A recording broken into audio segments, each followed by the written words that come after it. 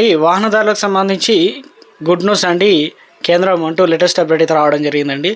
So ఆ వివరాలు ఏంటి అది కూడా వీడియోలో తెలుసుకుందాం. వీడియోని చివరి వరకు చూడండి, అర్థమవుతుంది.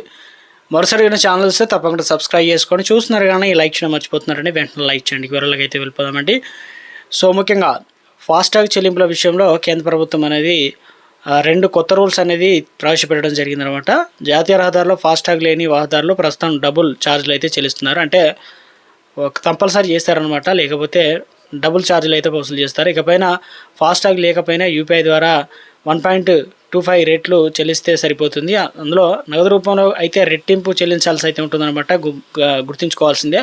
ఫాస్టాగ్ ఖాతాలో డబ్బులు కనుక ఉన్నప్పటికీ టోల్గేట్ వైఫల్యంతో అమౌంట్ కట్ కాకపోతే ఫ్రీగా కూడా వెళ్ళవచ్చు. సో ఈ నిబంధన నవంబర్ 15 నుంచి అమల్లోకి అయితే వస్తాయన్నమాట. సో గుడ్ న్యూస్, ఎందుకంటే నవంబర్ 15 నుండి మీ వాహనానికి సంబంధించి ఫాస్టాగ్ లేకపోతే లేదా ట్యాగ్ చెల్లకపోతే కనుక అది పని చేయకపోతే మీరు యూపీఐ ఉపయోగించే ద్వారా టోల్ రుసుము అనేది కంటే 1.25 కంటే రెట్లు చెల్లించడానికి చెల్లించడం జరుగుతుందన్నమాట. అనుమతించారు. ఇది ఒక పెద్ద ఉపశమనం, ఎందుకంటే పని చేయనప్పుడు. ఎందుకంటే ప్రస్తుతం చెల్లుబాటు అయ్యేటువంటి ఫాస్టాగ్ లేని వారు టోల్ ఛార్జీలు రెట్టింపు నగదు అయితే చెల్లించాల్సి అయితే ఉంటుంది. ఇక ప్రస్తుతం దాదాపు 98% టోల్ వసూలు ఫాస్టాగ్ అయితే జరుగుతుంది.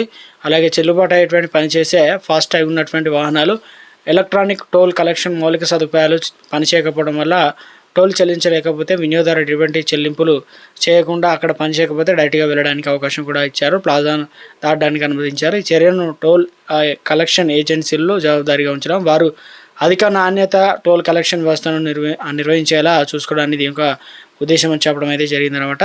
ఇది ఒక శుభవార్త అని చెప్పుకోవచ్చు.